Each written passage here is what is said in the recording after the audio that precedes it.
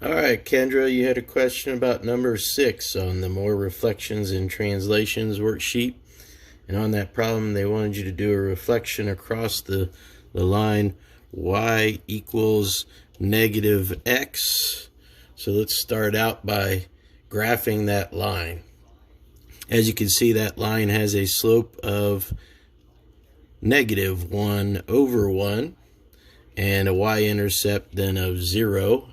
So it's going to go right here through the origin on the y-intercept, the slope being negative 1 over 1, so down 1, forward 1, down 1, forward 1, or up 1, back 1, you know.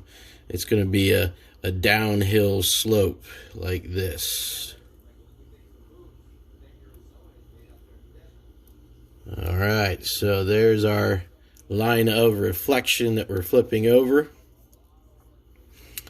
Okay, now I just have to start doing some reflections. Now that line, as you can see, runs perfectly diagonal in a downhill fashion. When you count back to the line from each of these vertices or corners, make sure you count back diagonally as well. So like, see this point F up here? If I run back diagonally, and the reason we want to run back diagonally is because I have to run back perpendicular. So if I go back diagonally, I have 1.5 diagonal units. See that? I'm going back diagonally instead of a downhill. I'm going in the uphill fashion. So 1.5. So if I go 1.5 again back on this side, that lands me right here at that spot. So that's my new F or F prime. Okay, just showing you again, 1.5. There's that half and 1 again. So we do it with each of the corners, each of the vertices. So the point E is exactly 1 diagonal unit back here. So I'm going to go 1 on this side, which lands me right there. So there is the new E prime. Okay, we're going to do the same with these points that are down here on, below the line. I'm going to flip them over here so they're on this side of the line now.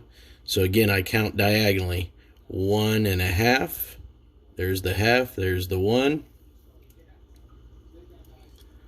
So there's 1.5 away, 1.5 away. So this is the new D prime. And then G down here is exactly 1 unit away. So again, 1 unit away on this side would be my G prime. Okay, and then if I just reconnect all this, you'll see the new figure kind of come to life here.